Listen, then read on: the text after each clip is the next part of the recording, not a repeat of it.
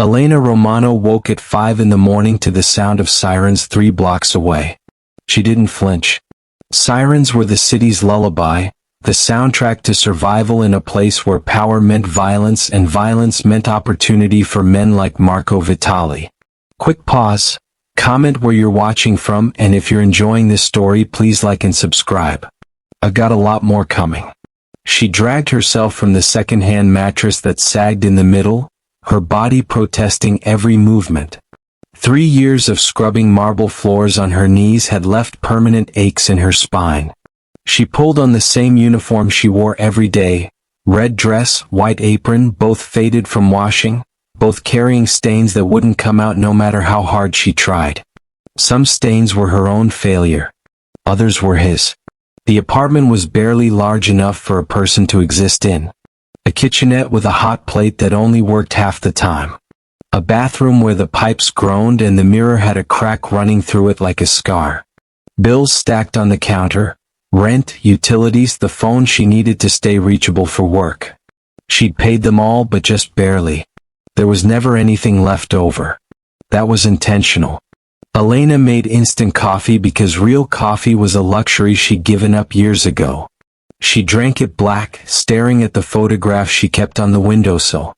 Her father, Antonio Romano, smiling at the camera like he hadn't been planning to steal from the Vitali organization. Like he hadn't known his choices would destroy her life along with his own. She was 16 when Marco Vitali ordered his execution. 16 when she became an orphan with nothing but her father's debts and the stain of his betrayal. No family would take her in. Her father had burned those bridges when he embezzled money meant to feed their families. No legitimate employer would hire the daughter of a traitor. She'd forged references, changed her appearance, made herself into someone forgettable. Someone invisible. The irony wasn't lost on her. She cleaned the home of the man who'd killed her father, scrubbed blood from his floors, and organized files detailing his empire. She was furniture. Background noise. Exactly as she needed to be. By 6:30, she was on the bus heading to the penthouse district where men like Marco lived above the city they controlled. The other passengers were cleaners, nannies, construction workers. People who made the city function while remaining unseen. Elena kept her head down, her hands folded in her lap, practicing the invisibility that kept her alive. Marco's penthouse occupied the top 3 floors of a building that gleamed like a monument to power. All marble floors, floor-to-ceiling windows overlooking the city, furniture that cost more than Elena would earn in 10 years. She arrived at 7, used her key to enter through the service entrance, and began her work before he woke. The routine never changed. Dust the surfaces that didn't need dusting. Vacuum carpets that showed no footprints. Organize files in his office while carefully avoiding anything that would get her killed for knowing too much. She moved through rooms where powerful men planned territorial expansions and discussed violence as casually as other people discussed weather. She heard things that would have made her valuable to his enemies, if she'd been anyone other than invisible. Marco dismissed her at 11 that night with a wave of his hand, never looking up from the reports detailing his latest acquisition. 3 liquor stores in the East District, a shipping company at the docks, a restaurant that would launder money through its books. Elena gathered her worn purse and thin coat, checking that the plastic grocery bags were folded in her pocket. The streets outside were wet from rain, dark except for flickering streetlights in neighborhoods most people avoided after sunset. Elena walked these streets every night, her route as practiced as her invisibility. Corner store first. She knew which one stayed open late and didn't ask questions. Bread, vegetables, pasta, milk. Cheap, filling food that stretched thin budgets. The cashier rang her up without speaking. She paid in exact change. 5 buildings. 7 families. All connected to men who'd crossed Marco Vitali and paid with their lives. Mrs. Caruso answered the door on the 3rd knock, her eyes red from crying or exhaustion or both. Elena. Thank God. She pulled her inside, where 2 children sat at a table doing homework by the light of a single lamp. The electricity had been shut off again.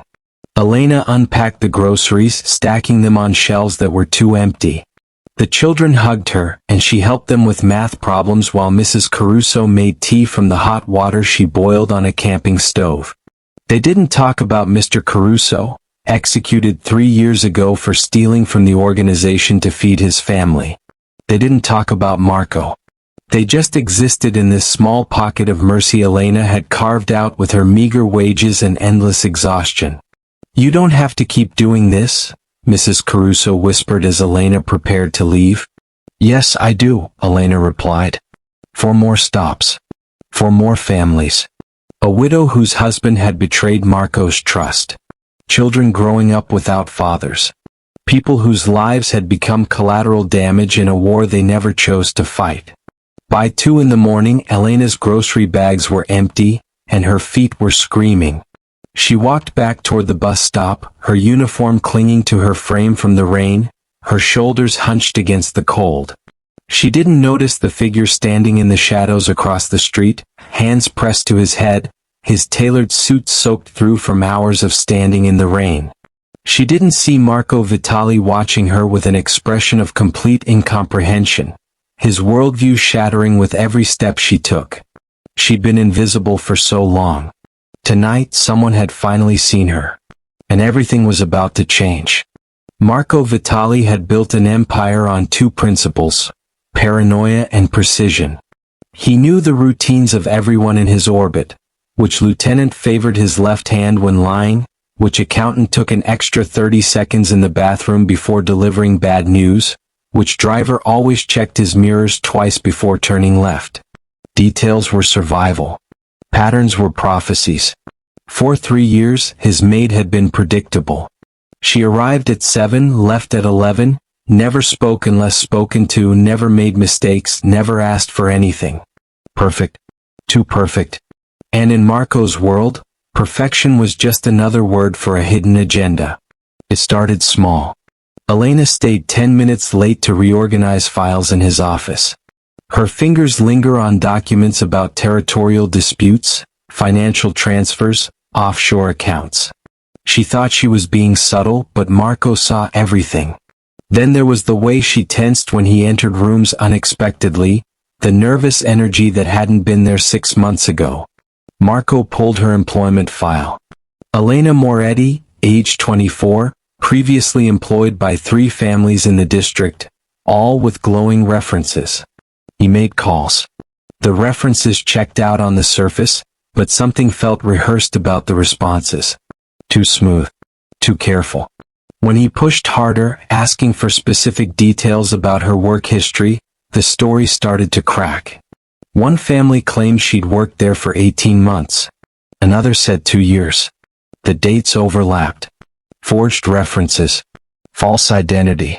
A woman who'd made herself invisible for a reason. Vincent, his most trusted lieutenant, leaned against the office doorframe. "You want me to handle it?" "No." Marco's response was immediate. "I want to know what she's doing first. Who she's working for. Could be the Castellanos. Could be the feds. Could be anyone. Which is why we don't move until we know." That night Marco followed her. He kept his distance, moving through shadows with the same practiced ease she used to move through his penthouse. She stopped at a corner store in a neighborhood where his protection rackets operated, where dealers sold on corners and violence simmered just beneath the surface. She bought groceries, bread, vegetables, basic supplies, paying with cash she clearly couldn't spare. Marco watched from across the street as she carried the bags to a rundown apartment building. She climbed 3 flights of stairs. Knocked on a door. A woman answered, mid-30s, exhausted, 2 children visible behind her. Marco's mind worked through possibilities. Dead drop? Contact point? But then Elena unpacked the groceries, handing items to the woman who hugged her with desperate gratitude. This wasn't espionage. This was charity. Marco followed her to 4 more buildings. Same routine. Different families.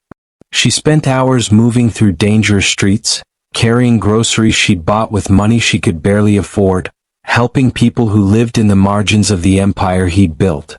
By the time she finished, it was past 2 in the morning. Marco stood in the rain, his tailored suit soaked through, his hands pressed to his head as if he could physically hold together a worldview that was cracking apart. For 20 years he'd operated on one fundamental assumption. Everyone acted from self-interest. Power, money, survival, these were the currencies that motivated human behavior. Altruism was a con. Kindness was weakness disguised as virtue. People did things because they wanted something in return. But Elena Moretti, or whatever her real name was, had just spent 4 hours and most of her wages helping families she had no connection to, in neighborhoods where she could be robbed or killed, expecting nothing in return. It didn't make sense. It violated every rule he understood about human nature.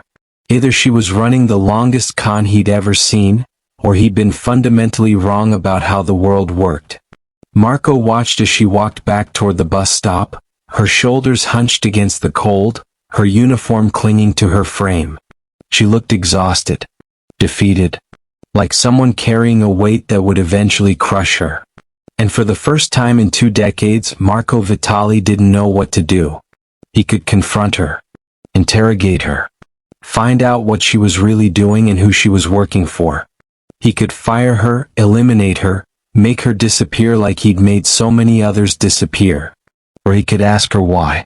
The question felt dangerous.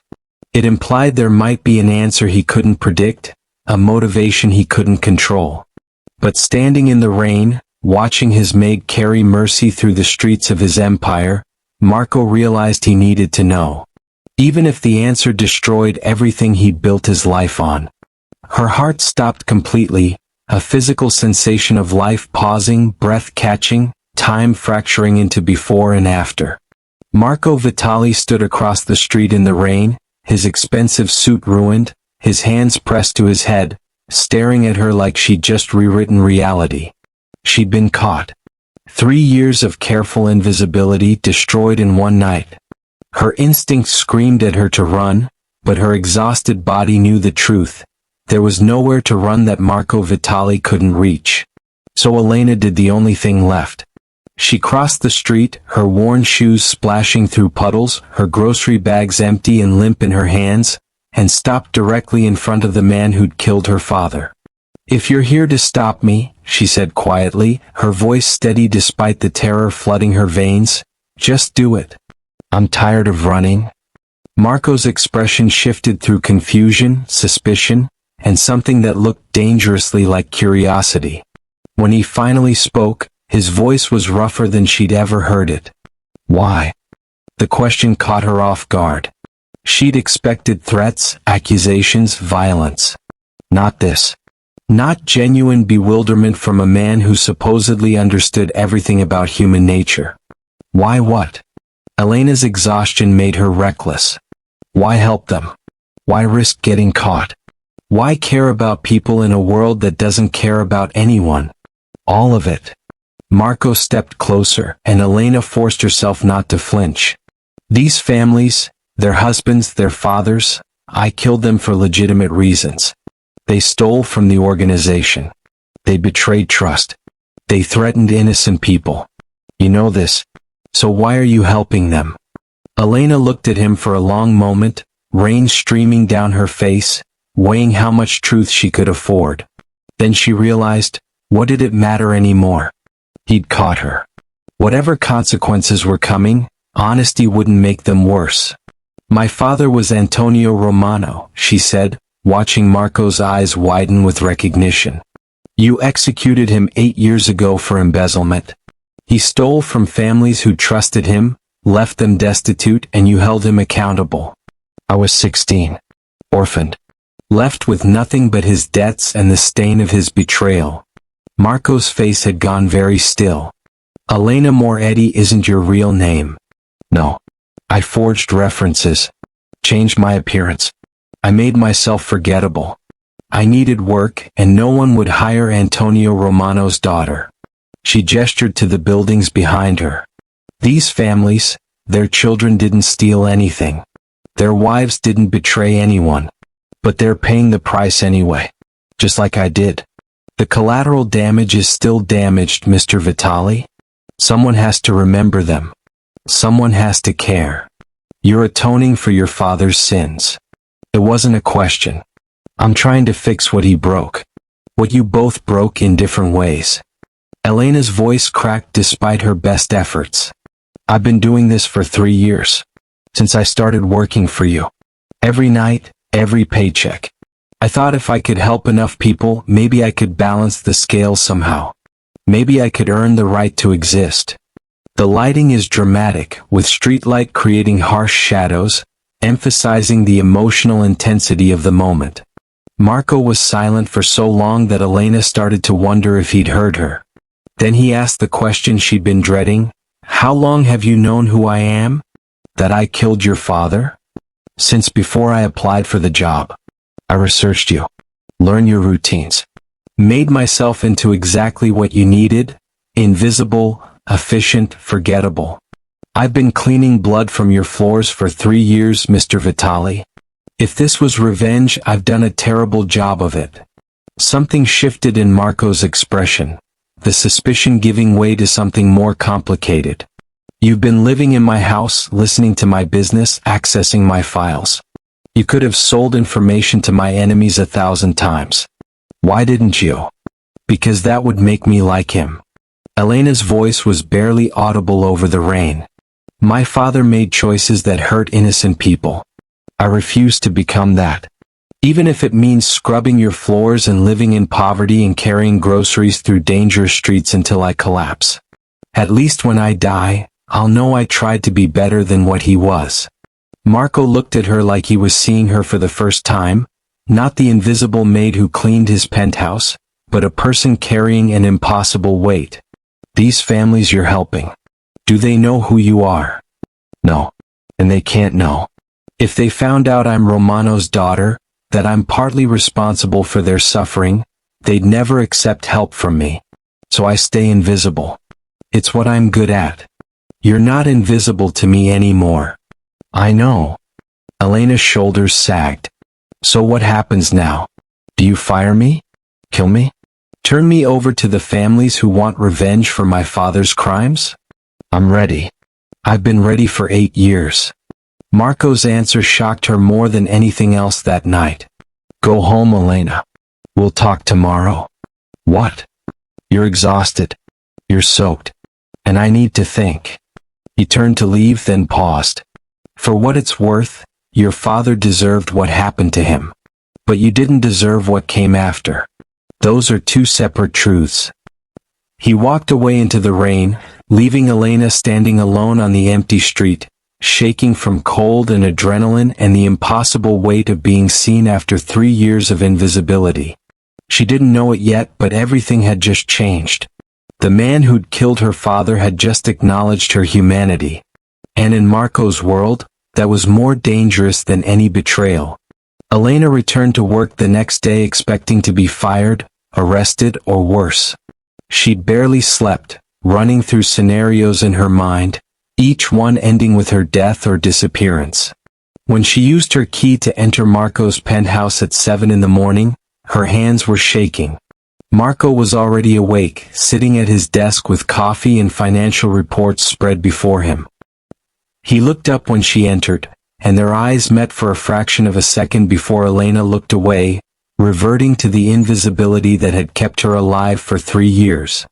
Good morning, Mr. Vitali, she said quietly, moving toward the cleaning supplies. Elena. Her real name from his lips felt like a weapon and a gift simultaneously. We need to talk. Her heart hammered. Yes, sir. Sit down. She sat on the edge of a leather chair that cost more than 6 months of her rent, her posture rigid, her hands folded in her lap. Marco studied her with an intensity that made her want to disappear. I've been thinking about what you said last night. About collateral damage. About the families left behind. He paused, choosing his words carefully. I've built this organization by making hard decisions. Sometimes people get hurt. I've accepted that as the cost of power. But I've never thought about who picks up the pieces after I make those decisions. Elena didn't know what to say. Was this a confession? A justification? A trap? The families you're helping, Marco continued. Mrs. Caruso, the Delgados, the Torreses. I remember their husbands. I remember why they died. But I never thought about what happened after. I never considered that their children would go hungry, that their widows would struggle, that my decisions would echo through generations. They're not your responsibility, Elena said, though the words felt hollow. Aren't they? Marco's voice carried an edge she'd never heard before, something that sounded almost like doubt. I pulled the trigger, metaphorically or literally. If I create the damage, aren't I responsible for what happens next? Elena met his eyes directly for the first time since sitting down. Most people in your position would say no. They'd say the consequences are the consequences. That the world is hard and they're just surviving in it. Most people in my position are wrong. Marco stood, walking to the window overlooking the city he controlled. You've been doing this for 3 years with your own money, your own time, at great personal risk. I've been doing nothing while profiting from the system that creates this suffering. That ends now. What do you mean? Marco turned back to her, and something in his expression had shifted, a crack in the armor he'd spent decades building. I'm going to help you. Properly. Not just with money, though, that too. I need to understand what I've been blind to. I need to see what you see. Why? The question escaped before Elena could stop it. Because you showed me that I've been living in a fortress of my own making, and I didn't even realize I was alone in it. He pulled an envelope from his desk drawer and handed it to her. I had my accountant set up an anonymous fund. $10,000 to start. More when needed. Use it for the families. Rent, food, medical bills, school supplies, whatever they need. Elena opened the envelope, saw the bank statement, and felt tears burn her eyes. $10,000. She could help the families for months with this. Years if she was careful. Mr. Vitali? Marco. If we're going to do this, you need to call me Marco. I don't understand. Why are you doing this? Marco was quiet for a long moment. When I was 12, my family was killed in a territorial dispute. A rival organization decided my father was a threat, so they eliminated everyone connected to him. My mother, my sister, my uncle, all dead in one night. I survived because I was at a friend's house. I spent the next 6 years in foster care, then on the streets, then clawing my way up through the organization that eventually became mine. I built all of this, he gestured at the penthouse, the city beyond, to make sure I'd never be powerless again. To make sure no one could hurt me. Elena listened, understanding crystallizing in her mind. But you became the person who creates orphans like you were. Yes. The word was heavy with recognition. I told myself it was necessary. That the world is violent and I was just surviving in it. That the people I eliminated deserved it. And maybe they did. But their children didn't. Their families didn't. Just like I didn't deserve what happened to me at 12. So this is guilt? This is clarity. Marco sat down across from her again. You've been cleaning up after my decisions for 3 years and I never noticed. I never saw you. I never saw them. That kind of blindness is dangerous. It makes you a monster without you even realizing it. Elena processed this, turning the envelope over in her hands. If I accept this money, if we do this together, it changes our arrangement. I can't be your invisible maid anymore. Good. I don't want you to be invisible. I want you to teach me what you know. Show me the families. Help me understand what mercy looks like in a world I've built to be merciless. And if your organization finds out, if they see you showing compassion as weakness, then they find out. Marco's voice was steel beneath the vulnerability. I've spent 20 years being feared. Maybe it's time to try being human. Elena studied him, searching for deception and finding only complicated truths. This was dangerous, for both of them. But maybe that's what made it worth doing. Okay, she said finally. But we do this my way. No intimidation. No power plays. If we're going to help these families, They need to trust that the help is genuine. Agreed. And you need to meet them. Not from a distance. Face to face. They need to see you as a person, not as the monster who killed their husbands and fathers. Marco flinched at that, but he nodded. When? Tonight. Mrs. Caruso first. She'll be the hardest. Why? Because her son is 10 years old, and he's smart enough to ask why you killed his father. Marco's expression went very still. What do I tell him? The truth, Elena said. That's the only thing that might matter. Vincent Russo had served Marco Vitali for 15 years. He'd proven his loyalty through blood and silence, had executed orders without question, had built his reputation on being the enforcer who never hesitated. But standing in Marco's office watching his boss review budgets for family support funds, Vincent felt something he'd never experienced before: doubt. You've been spending time with the maid, Vincent said, keeping his voice neutral. The men are noticing. Marco didn't look up from the spreadsheet. Her name is Elena. And what the men notice isn't my concern. It is when they start questioning your judgment. Vincent moved closer to the desk. You're donating money to families connected to people we eliminated. You're visiting them personally. This makes you look weak, Marco. In our world, weakness gets you killed. In our world, Vincent, we create widows and orphans and then wonder why everyone wants us dead. Marco finally looked up, and his expression was harder than Vincent had expected. I'm not being weak. I'm being strategic. These families could become assets instead of liabilities. Resentment breeds future enemies. Mercy can breed loyalty. Vincent wasn't convinced. Or mercy makes you a target for anyone who thinks you've gone soft. The Castellanos are already asking questions. They're wondering why the most feared boss in the city is suddenly playing Santa Claus. Let them wonder. It keeps them off balance. But Vincent couldn't let it go. Something else was bothering him, a suspicion that had been growing for weeks. After Marco dismissed him, Vincent made a call to a contact who specialized in background checks. I need everything from Marco's maid. Real name, real history. I don't care what it costs. The answer came back 6 hours later, and Vincent felt his blood go cold. Elena Moretti wasn't Elena Moretti. She was Elena Romano, daughter of Antonio Romano, the man Marco had executed 8 years ago for embezzling $3 million from the organization. Vincent sat in his car outside Marco's building, staring at the information on his phone. Elena Romano had been in Marco's home for 3 years. 3 years of access to files, schedules, business dealings.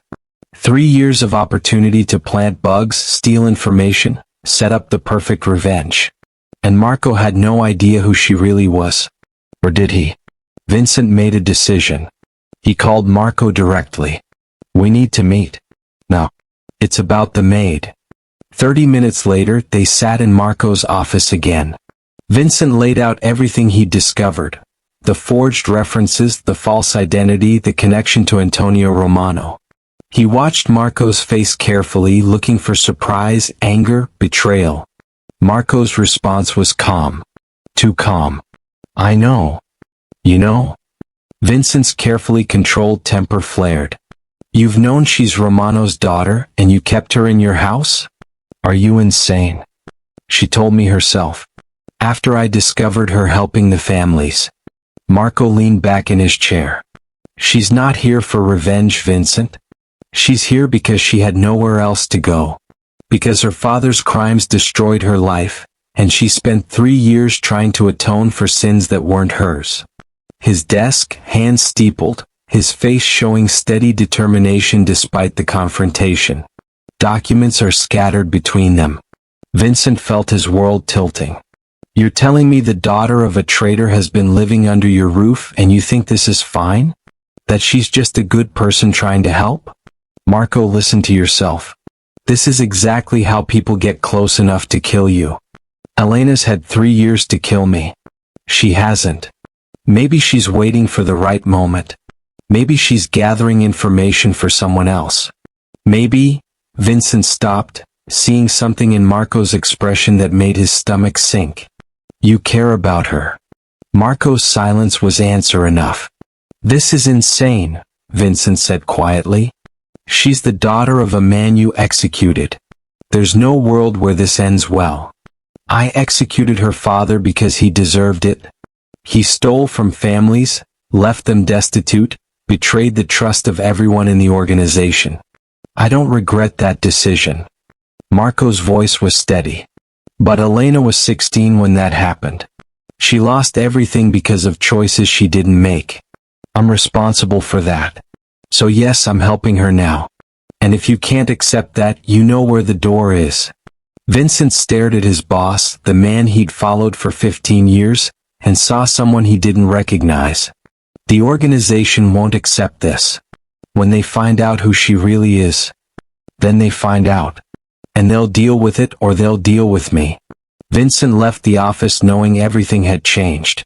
Marco was compromised, whether by guilt, loneliness, or genuine feeling, it didn't matter. The result was the same, weakness. And in their world, weakness was fatal. He had a choice to make. Stay loyal to the man Marco had been, or accept the man he was becoming. Vincent had built his life on loyalty, but he'd also built it on survival. And he wasn't sure Marco's new direction was survivable.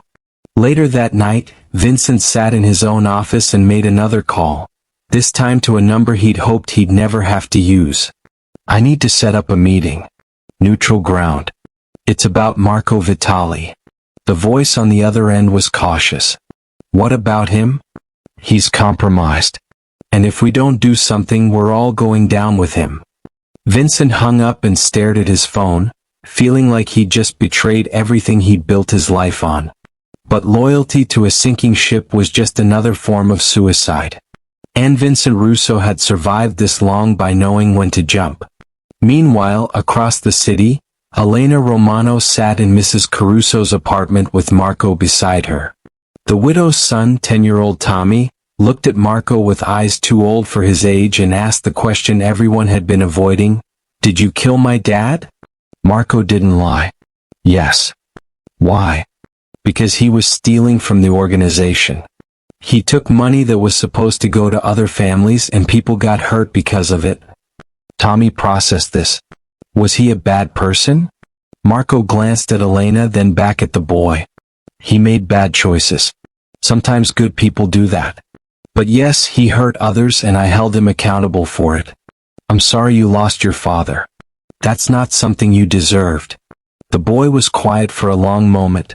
Then, are you a bad person? The question hung in the air like a verdict waiting to be delivered. Marco didn't have an easy answer. I've done bad things. I've hurt people. Some of them deserved it. Some of them didn't. I'm trying to be better now. But I can't undo what I've done. Tommy looked at his mother, then at Elena, then back at Marco. Okay, he said finally. Can you help me with my homework? I don't understand fractions. And in that moment, sitting at a worn kitchen table in a cramped apartment helping a boy whose father he'd killed understand mathematics, Marco Vitali realized that redemption wasn't a destination. It was just the work you did in every moment that followed the terrible choices you'd made. Even if the work ended up killing you. Marco stood at his penthouse window 3 weeks after that first conversation with Elena, watching the sun set over a city he'd controlled through fear for 2 decades. Everything had changed, and yet nothing looked different from this height. The streets still teemed with life and violence. The docks still processed shipments that funded his empire. The territory still respected boundaries he'd enforced with blood. But he was different. He saw the city differently now. Behind him, Elena entered carrying coffee, a routine they developed. She no longer wore the maid's uniform during these evening meetings. Instead, she dressed in simple clothes, professional but not servile. The shift from employee to something else had been gradual but undeniable. Mrs. Torres called, Elena said, handing him the coffee. Her daughter got accepted into the nursing program. Full scholarship. Marco felt something unfamiliar bloom in his chest. Pride, maybe, or hope. That's good. She's been working toward that for 2 years. Because you paid for her SAT prep courses. Because you made sure she had a quiet place to study. Elena sat across from him, her expression complicated. You do realize you're funding futures you once would have eliminated without thought? I was wrong. The admission came easier now than it had a month ago. I built an empire by accepting that collateral damage was inevitable. But it's not. It's a choice I made every time I pulled a trigger or gave an order. Those families, those children, they're not collateral damage. They're people I hurt because I didn't want to see them as people. Elena was quiet for a moment. You know this can't last, right? Eventually your organization will push back. Eventually, someone will decide you've gotten too soft to lead. I know. And you're doing it anyway. Yes. Marco turned to face her fully. You asked me once why I was doing this. I told you it was clear. But that's not the whole truth. Then what is? He crossed the room and sat across from her, close enough that the distance between them felt charged with all the unspoken truth they'd been avoiding. When I was 12 and my family was killed, I decided the only way to survive was to become the most dangerous person in any room. I built walls so high that nothing could touch me. I eliminated anyone who might be a threat. I turned myself into a weapon because weapons don't feel pain. Elena listened, her eyes never leaving his face. Then you showed up in my house 3 years ago, invisible and silent, and you started cleaning up after my violence. Literally and metaphorically. You carried mercy through streets where I'd spread fear. You helped families I'd destroyed. You did it all without asking for anything, without expecting recognition, without needing me to see you. Marco's voice roughened. But I see you now, Elena. And I can't unsee what you've shown me. What have I shown you? She asked quietly. That mercy is braver than violence. That caring about people makes you stronger, not weaker. That the fortress I built to protect myself was actually a prison. He paused, the words feeling dangerous. You've shown me what it means to be human in a world designed to make us monsters. Elena's eyes glistened with tears and she refused to let fall. Marco, I need to tell you something. Something I should have told you weeks ago. What? I lied to you. Or at least, I didn't tell you the whole truth. She took a breath. When I took this job 3 years ago, I knew who you were. I knew you'd killed my father. I came here planning to get close to you, to learn your routines, to find a way to make you pay for destroying my life. Marco's expression didn't change. I know. You know? What have I shown you? She asked quietly. That mercy is braver than violence. That caring about people makes you stronger, not weaker. That the fortress I built to protect myself was actually a prison. He paused, the words feeling dangerous. You've shown me what it means to be human in a world designed to make us monsters. Elena's eyes glistened with tears and she refused to let fall. Marco, I need to tell you something. Something I should have told you weeks ago. What? I lied to you. Or at least, I didn't tell you the whole truth. She took a breath. When I took this job 3 years ago, I knew who you were. I knew you'd killed my father. I came here planning to get close to you, to learn your routines, to find a way to make you pay for destroying my life. Marco's expression didn't change. I know. You know? I figured it out. You're too smart to have accidentally ended up working for the man who executed your father. You planned this. He leaned forward. So what happened? Why didn't you go through with it? Elena looked away, shame and relief warring on her face. Because 6 months into working here, I met Mrs. Caruso. Her husband had just been executed for stealing food to feed his children. She had 2 kids, no income, no support. She was 3 days from eviction. And I realized, my father had done the same thing. He'd stolen from families to support us, to give me a good life, and other people had suffered for it. So you started helping them. I started trying to balance the scales. I thought if I could fix what my father broke, somehow that would justify my existence. Somehow that would make it okay that I was alive when so many others were suffering. She finally met his eyes again. But the more I helped them, the more I saw what your world actually does. The violence doesn't end with the person you kill. It ripples outward, creating suffering that lasts for generations. And I couldn't add to that. Even if it meant never getting revenge for what you did to me. Marco was quiet for a long time. Then he said something that surprised both of them. Your father deserved what happened to him. I don't apologize for that. He made choices that hurt innocent people and I held him accountable. But you, his voice gentled, you were 16 years old. You didn't make those choices. You didn't betray anyone.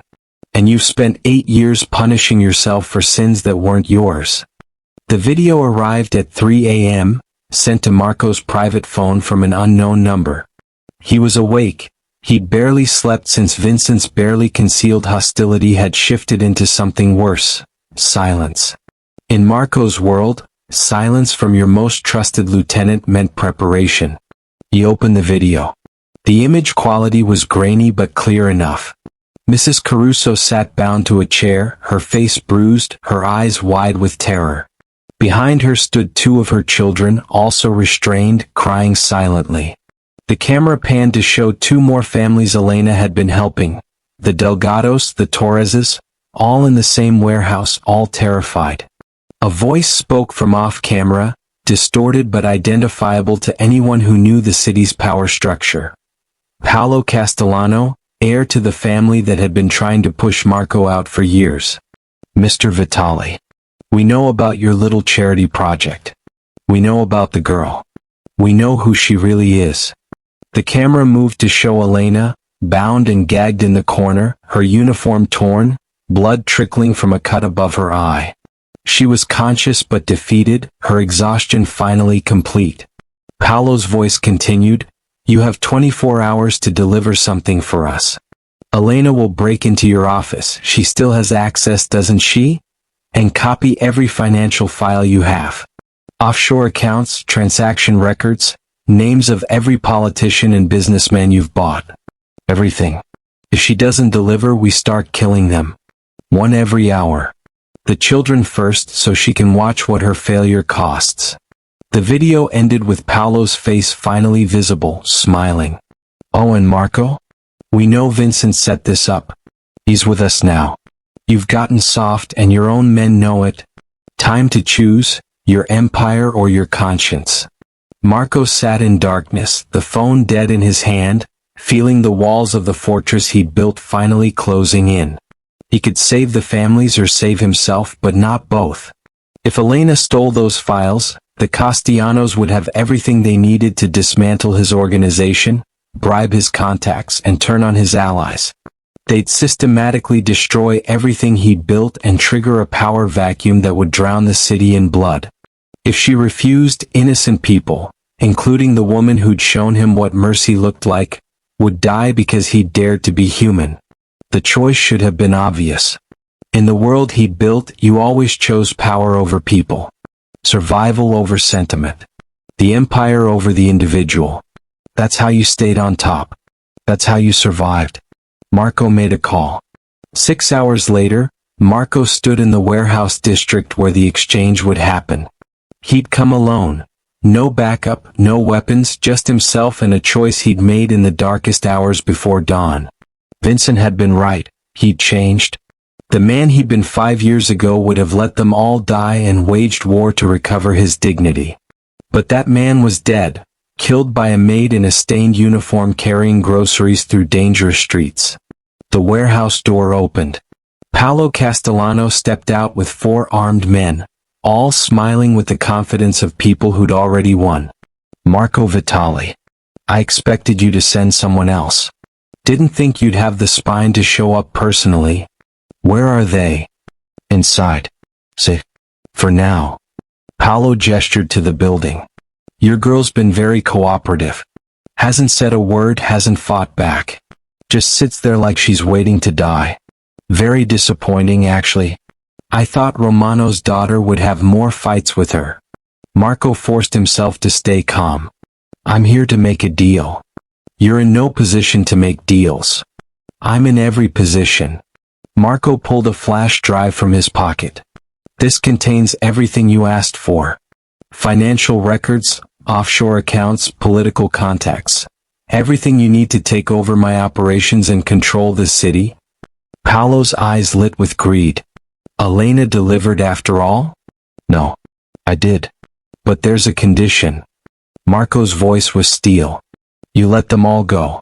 The families, Elena, everyone walks out of here alive and unharmed. You get the files, you get to destroy me, but they get to live."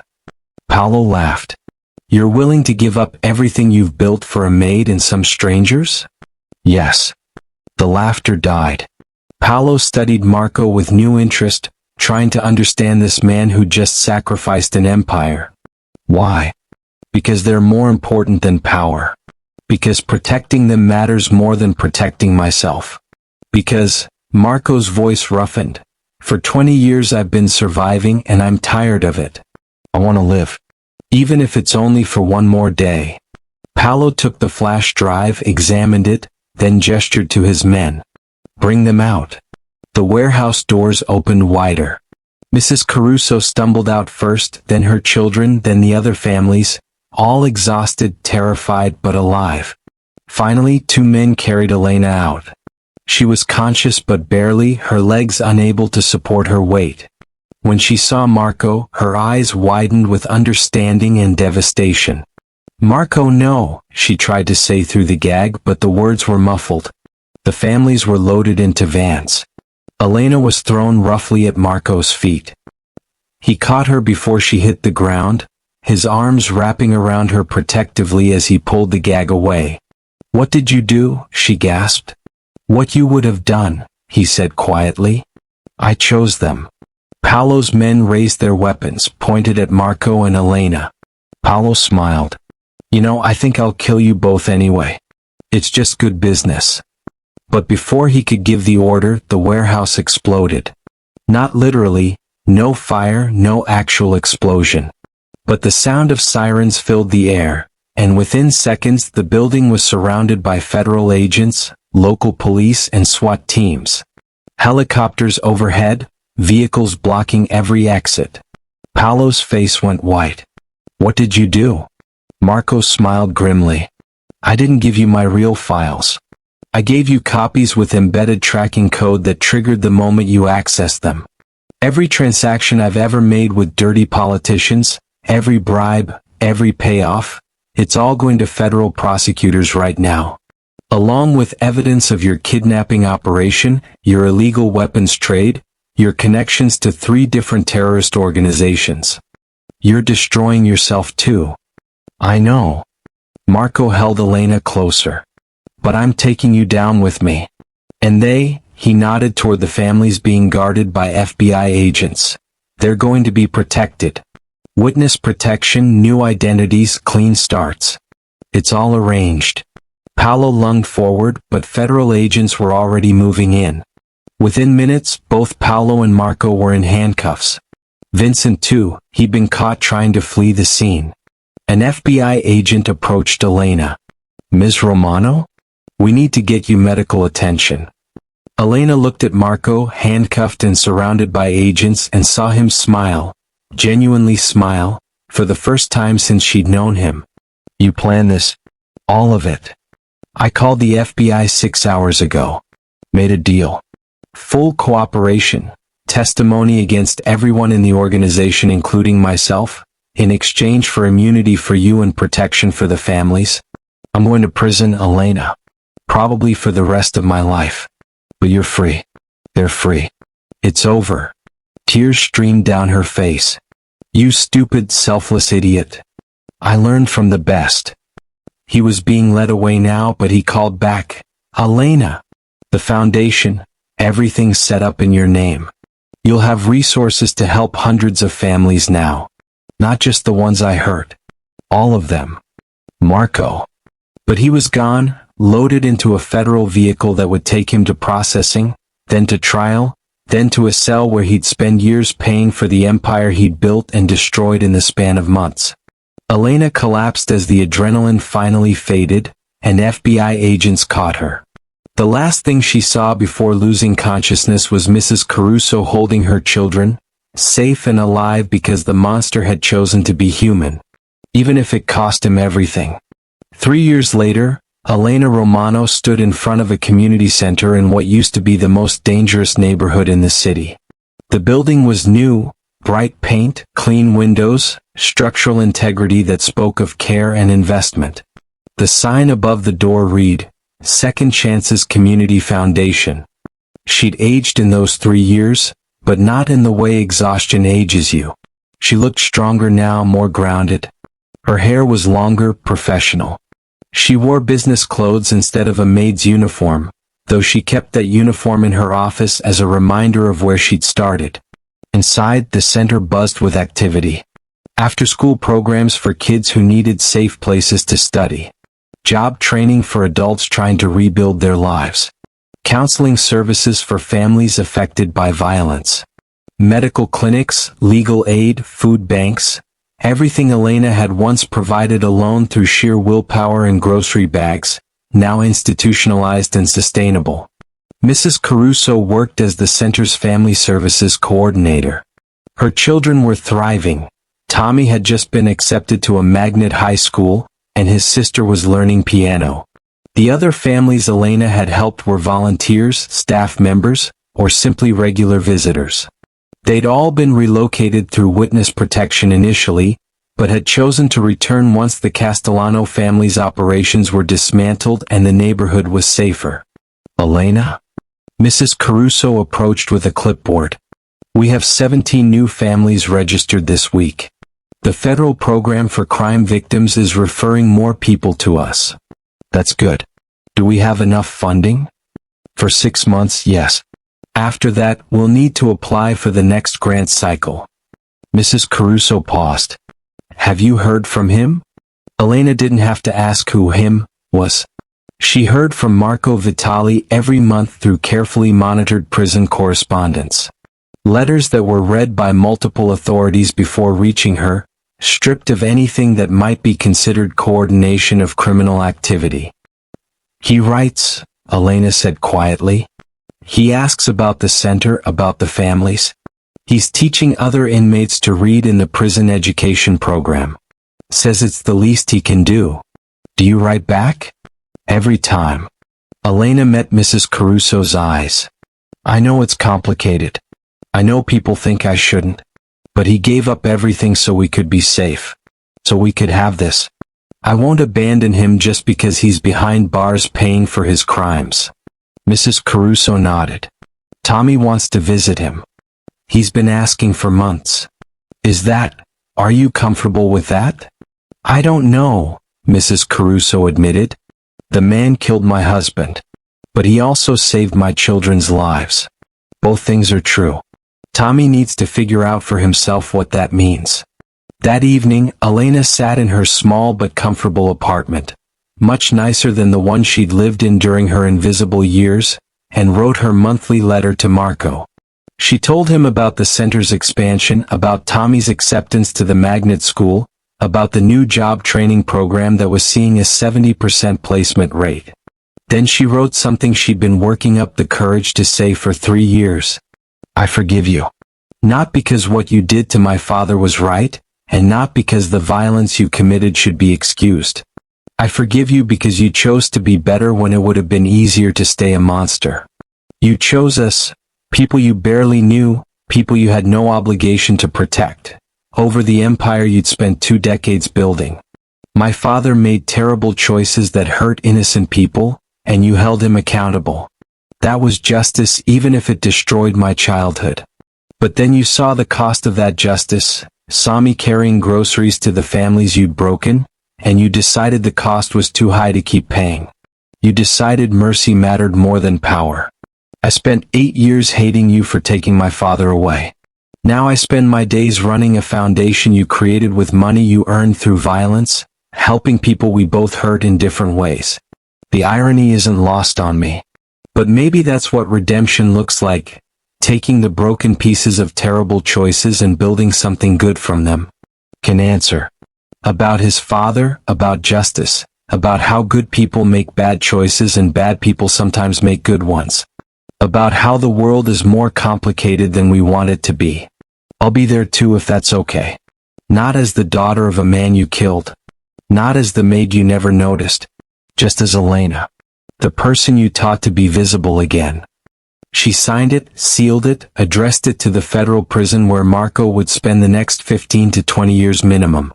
Then she sat at her window, looking out at the city that had once terrified her, and felt something she hadn't experienced in a decade: hope. 2 weeks later, Elena sat in a prison visitation room across from Marco Vitali. He looked different, thinner, older, his expensive suits replaced with prison uniforms. But his eyes were clearer than she'd ever seen them. Like he'd finally stopped running from himself. "Tommy's in the waiting room," Elena said. "Are you ready?"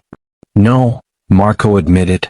"How do you tell a kid that you killed his father for legitimate reasons but that doesn't make it hurt less? How can you be both the person who enforced justice and the person who destroyed his family? You tell him the truth. That's what you taught me." Marco smiled, that genuine smile she'd first seen in handcuffs 3 years ago. "You've built something remarkable with the foundation. I see the news coverage. The success stories. You're helping more people than we ever could have reached on our own." "We're helping people," Elena corrected. "This is your legacy too. Your money, your contacts, your decision to burn everything down so we could start fresh. You're in here, but you're part of every life we change out there." A guard brought Tommy Caruso in. The boy was 13 now, gangly and uncertain, holding his mother's hand but trying to look brave. He sat down across from Marco and said nothing for a long moment. Finally, "My mom says I should call you Mr. Vitali. You can call me Marco." "Marco." "Okay." Tommy took a breath. "I have questions. A lot of them. And Mom says you'll be honest with me even if the answers are hard." "I will. I promise." "Did my dad deserve to die?" Marco didn't hesitate. "Your dad made choices that hurt other people. He stole money that was supposed to feed other families. Some of those families went hungry because of what he did. In the world I operated in, that kind of betrayal had one consequence. So yes, in that world, by those rules, he deserved what happened. But was that world right?" And there it was. The question that had destroyed Marco's empire and rebuilt his soul. He looked at Elena, then back at Tommy. "No. That world was wrong. I built it, I enforced it, and I was wrong. Your father made bad choices, but he didn't deserve to die for them. Nobody deserves that. I should have found another way. I should have been better." Tommy nodded slowly, processing. "So you're saying my dad was wrong, but you were wrong too?" "Yes. And now you're in prison paying for being wrong, but my dad is still dead." "Yes." Marco's voice roughened. "I can't bring him back, Tommy. I can't undo what I did. All I can do is try to be better going forward, even from here. Your education, your future, the center Elena runs, that's me trying to balance scales that can't actually be balanced. It's not enough. It'll never be enough. But that's all I have." Tommy looked at his mother, then at Elena, then back at Marco. "Miss Elena says you gave up everything to save us. That you could have kept being powerful but you chose us instead." "I did. Because you mattered more than power." "Why?" Marco thought about how to answer that. "Because Elena showed me that. Mercy is braver than violence. That protecting people is more important than controlling them. And because when I looked at your mom and you and your sister, I saw what my choices actually cost. I couldn't keep pretending that cost didn't matter." Tommy was quiet for a long time. Then he reached into his backpack and pulled out a math workbook. "Miss Elena says you're teaching other inmates to read. Can you help me with algebra?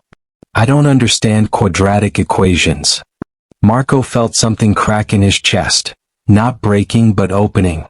"I'd be honored." They spent the next hour working through math problems while Mrs. Caruso and Elena watched. A boy learning algebra from the man who'd killed his father. A murderer teaching the son of his victim. Two people connected by violence choosing to connect through mercy instead. When visiting hours ended, Tommy stood to leave. Then he turned back.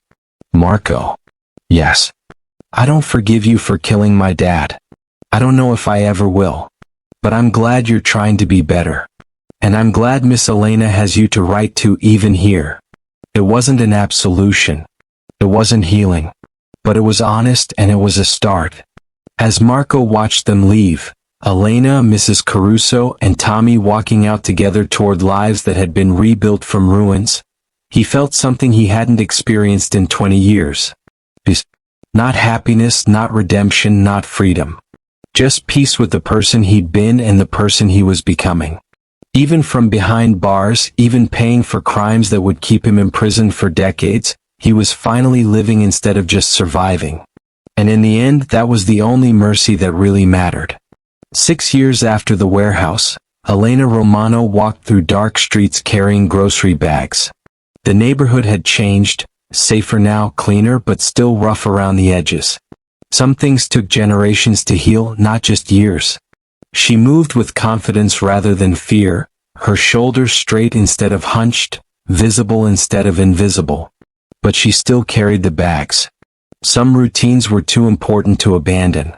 The first stop was Mrs. Torres, whose daughter was now in her final year of nursing school. Elena had attended her graduation from high school, had helped her apply to universities, had watched her grow from a traumatized teenager into a young woman determined to heal others. Mrs. Torres answered the door with a smile now instead of desperate tears. Elena. Come in, come in. Teresa's home for the weekend. Elena unpacked groceries that were supplemental now, not survival. Fresh vegetables, good bread, ingredients for celebration rather than sustenance. Teresa appeared from the bedroom, her nursing student scrubs visible under a jacket, and hugged Elena tightly. Grocery bags sit on a clean counter, and the space shows signs of stability and modest comfort. Photos on the wall show the progression of this family's journey from survival to success. How's the program? Elena asked. Exhausting. Amazing. Exactly what I wanted. Teresa pulled back, her eyes bright.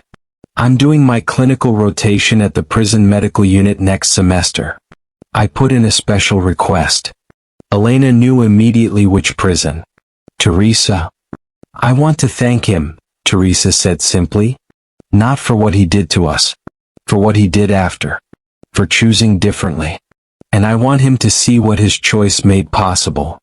Mrs. Torres wiped tears from her eyes. She's stubborn. Gets it from her father. Elena stayed for an hour, then moved to the next family, then the next. The route was familiar but transformed.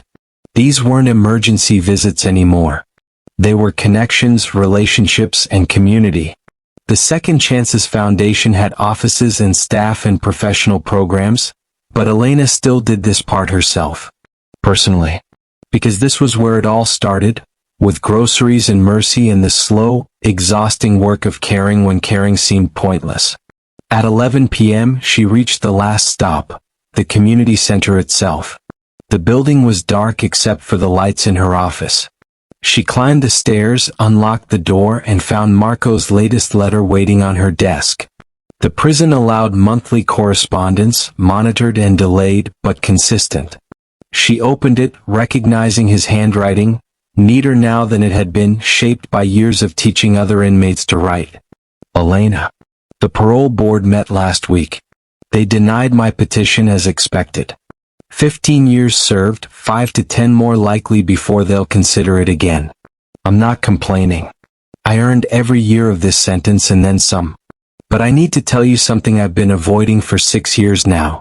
Something I should have said in that warehouse before everything exploded, but I was too busy trying to save everyone to be honest about why saving you mattered more than saving myself. I love you. Not despite who you are. The daughter of a man I killed, the maid I didn't see, the person who showed me mercy when I deserved judgment. Because of who you are. Because you carried groceries through dangerous streets for 3 years before I noticed. Because you've spent 6 years turning blood money into hope. Because you forgave me for something unforgivable. I know this is impossible. I'm in prison. You're out there building the life I helped you earn.